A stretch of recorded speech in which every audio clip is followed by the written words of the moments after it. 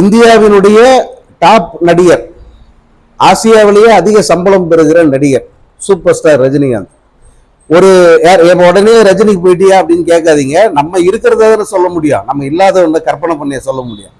அவரு பல முறை ஒரு ஒரு ஒரு மாதத்தில் ஒரு 5 முறையாவது விமான நிலையத்துக்கு போறாரு.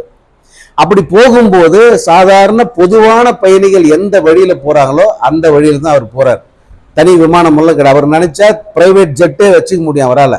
ஆனா அந்த படோடோபம் அவருக்கு தேவையில்லை. அவர் அந்த மாதிரி மனிதரும் இல்லை.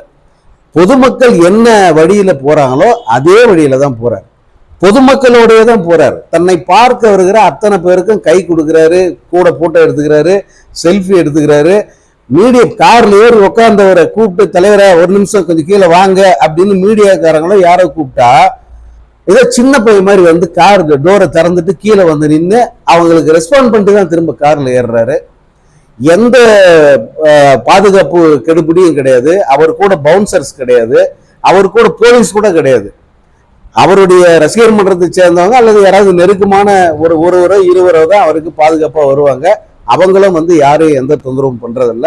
விமான நிலையத்துல மக்களோட மக்களா போய் மக்கள் உட்கார்ற அதே விமானத்துல முடிந்தா முன்னிருக்கையில உட்கார்றாரு, இடம் இருந்தா. ஏன்னா அது கொஞ்சம் தாராளமா இருக்கும். அப்படி இல்லைன்னா 4வது 5வது இருக்கை அந்த வரிசையில் இருக்கையா இருந்தாலும் அவர் போயிட்டு அதுல உட்காந்துக்கிறார். அண்மையில நீங்க பார்த்துருப்பீங்க, அந்த இதுல போய் உட்கார்றதை நீங்க பார்க்கலாம்.